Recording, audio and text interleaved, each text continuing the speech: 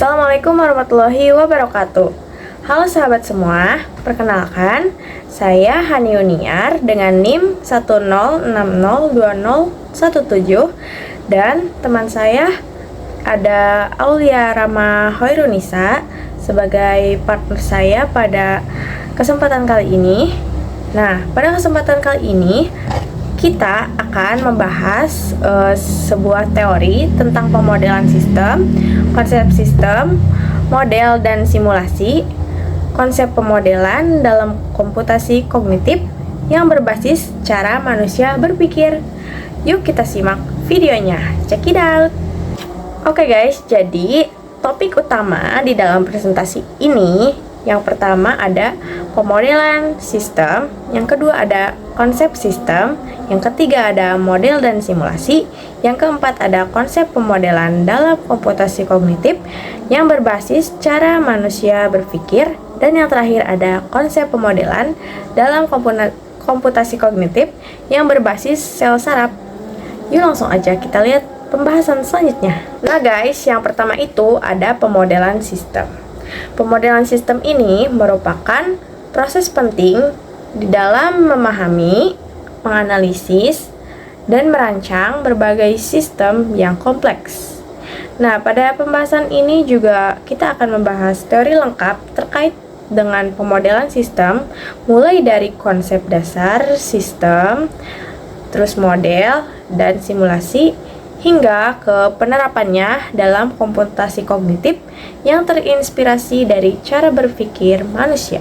Nah, yang selanjutnya ada konsep sistem. Sistem adalah sekumpulan elemen yang saling berhubungan dan berinteraksi untuk mencapai suatu tujuan bersama. Sistem ini dapat berupa sistem fisik seperti mesin, sistem biologis seperti tubuh manusia, atau sistem abstrak seperti sistem ekonomi. Nah, jadi ciri sistem ini yang pertama ada interdependensi atau elemen-elemen dalam sistem yang saling bergantung dan mempengaruhi satu sama lain. Yang kedua ada tujuan bersama. Sistem ini memiliki tujuan yang ingin dicapai melalui interaksi elemen-elemennya. Dan yang ketiga ada batasan. Sistem ini memiliki batasan yang membedakannya dari lingkungan sekitarnya. Dan yang keempat ada struktur. Sistem ini memiliki struktur yang mengatur hubungan dan interaksi antara satu elemen dan elemen lainnya. Dan yang kelima ada proses. Sistem ini melibatkan proses transformasi input yang menjadi output.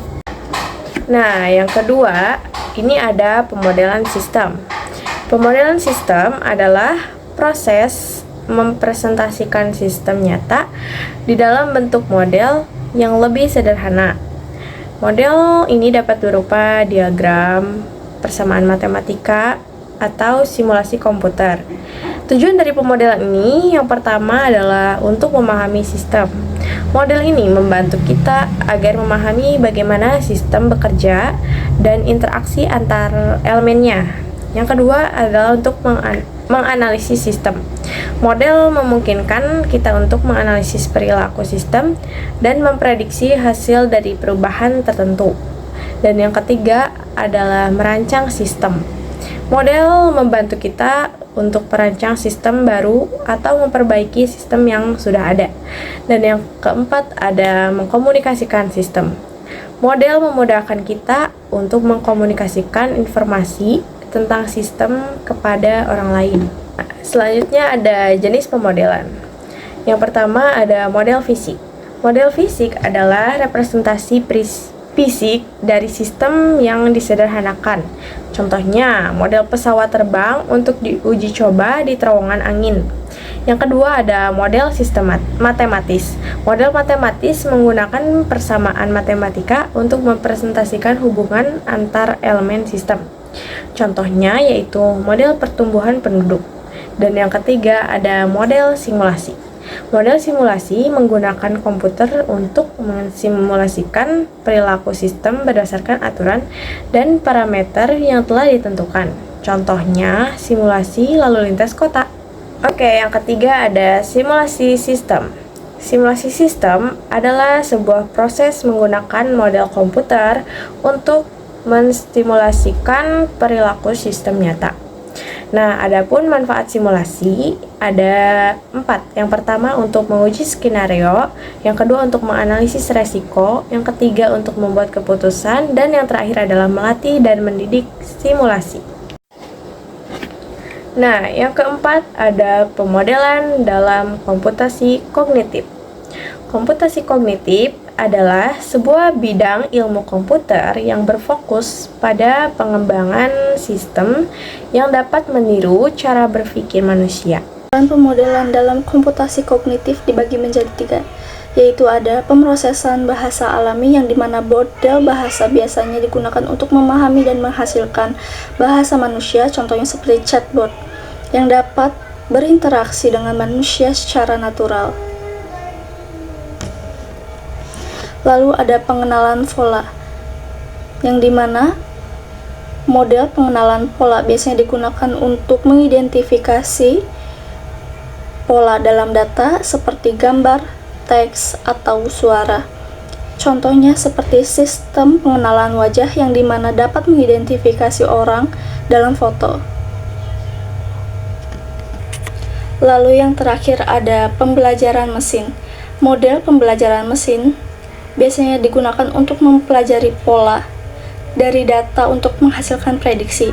Contohnya seperti sistem rekomendasi yang dimana dapat memprediksi film atau produk yang mungkin disukai oleh penggunanya. Sistem pemodelan berbasis cara berpikir manusia. Di sini ada pembelajaran asosiatif yang dimana pemodelan pembelajaran asosiatif meniru cara otak manusia untuk menggabungkan informasi yang berbeda. Contohnya seperti sistem yang dapat mempelajari hubungan antara kata-kata dan objek. Lalu ada pembelajaran berbasis penalaran yang dimana pemodelan berbasis penalaran meniru cara otak manusia untuk memecahkan masalah dengan menggunakan logika dan aturan. Contohnya seperti sistem yang dapat memecahkan teka-teki dan membuat keputusan dari informasi yang telah diberikan. Lalu ada pembelajaran berbasis contoh, yang dimana pemodelan pembelajaran berbasis contoh mempelajari atau meniru cara manusia mempelajari contoh-contoh yang diberikan. Contohnya seperti sistem yang dapat mempelajari cara bermain catur dengan mengamati cara bermain manusia. Contoh pemodelan dalam kognitif komputasi yaitu ada sistem pengenalan wajah. Di sini ada beberapa teknik pemodelan kognitif yang umum digunakan dalam sistem pengenalan wajah, yaitu ada jaringan saraf konvolusional atau CNN yang merupakan jenis jaringan yang sangat efektif untuk memproses data gambar.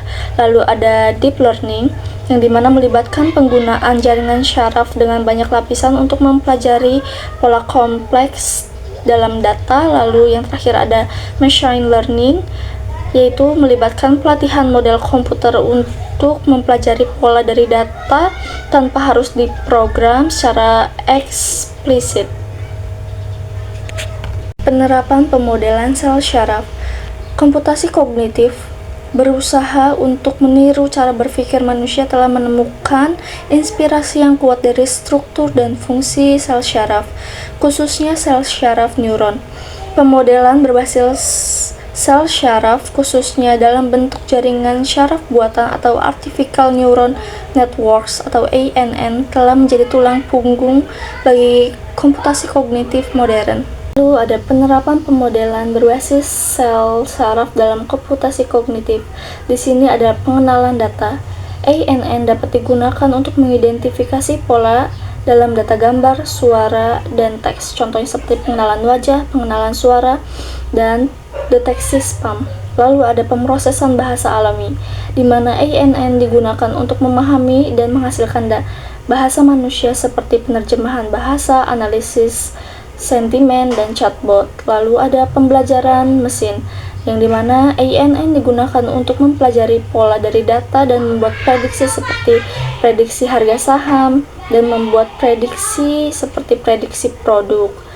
Lalu ada robotika, yang dimana ANN digunakan untuk mengontrol gerakan robot dan memungkinkan robot untuk mempelajari dari pengalaman. Pemodelan berbasis sel syaraf.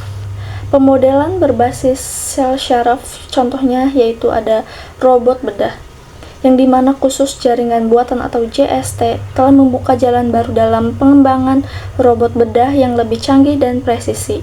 Penerapan JST dalam robot bedah memungkinkan robot untuk belajar dari data sebelumnya, lalu memahami kondisi pasien yang berbeda, serta dapat melakukan prosedur yang kompleks dengan akurasi yang tinggi. Kesimpulannya, pemodelan sistem merupakan alat yang ampuh untuk memahami, menganalisis, dan merancang sistem kompleks dari konsep dasar sistem hingga penerapannya dalam komputasi kognitif. Pemodelan sistem terus berkembang dan memainkan peran penting dalam berbagai bidang ilmu, pengetahuan, dan teknologi. Dengan memahami teori lengkap pemodelan sistem, kita dapat memanfaatkannya untuk memecahkan masalah kompleks, membuat keputusan yang lebih baik, dan menciptakan teknologi baru yang lebih canggih.